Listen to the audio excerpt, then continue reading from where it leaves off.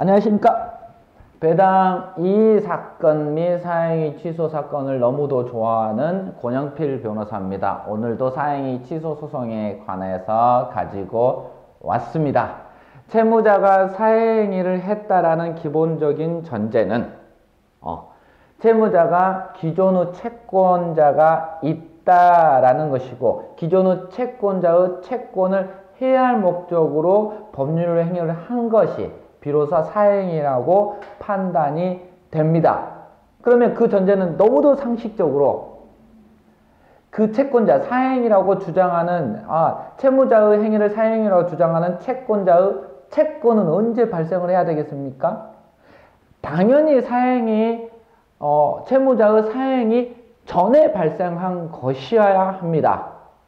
즉, 채무자가 법률 행위를 한 이후에 채권자의 채권이 발생을 했다면 채권자의 채권 자체는 채무자의 사행위와 전혀 상관없는 채권이기 때문에 그 채권자한테는 사행위라고 평가될 수 없습니다.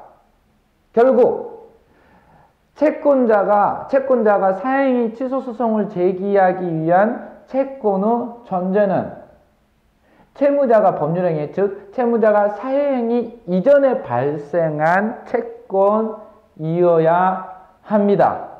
더 중요한 건 뭐냐면 이 사건에서는 채무자의 법률행위 이전에 채권의 기본적인 상태는 발생을 했으나 채권은 구체적으로 발생하지 않았을 경우에 이때도 과연 사행위라고 평가될 수 있는가라는 것입니다. 즉 보증 채권자가 있었고 그 이후에 보증 채무가 늘어나기 전에, 그러니까 구체적 채권이죠.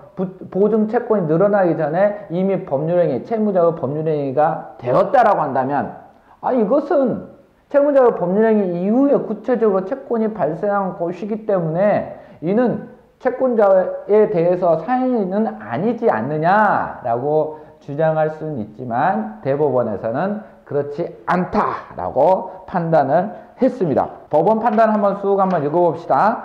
채권자 취소권에 의하여 보호될 수 있는 채권은 원칙적으로 사행위라고 볼 수 있는 행위가 행하여지기 전에 발생한 것임을 요하지만 그 사행위 당시에 이미 채권 성립의 기초가 되는 법률 관계가 발생되어 있고 가까운 장래에 그 법률 관계의 터자가 채권이 성립되는 점에 대한 고도의 개연성이 있으며 실제로 가까운 장래에 그 개연성이 현실화되어 채권이 성립된 경우에는 그 채권도 채권자 취소권의 피보존 채권이 인정될 수 있다라는 것입니다. 즉 채무자의 법률행위, 채무자의 사행위 이전에 이미 채권자의 채권의 기초가 발생되어 있고 추후에 채권이 발생할 고도 개연성이 존재를 한다면 사행위 취소 채권의 피보존 채권이 인정될 수 있다라는 것입니다. 정리합시다.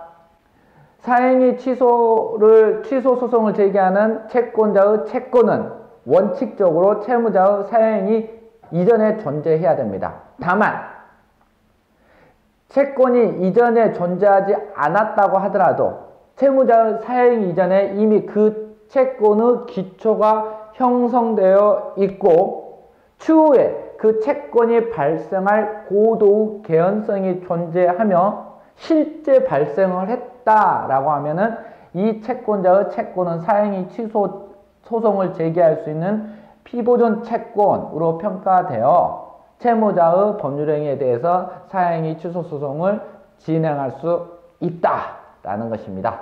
이상입니다. 오늘도 너무 수고하셨습니다. 고맙습니다.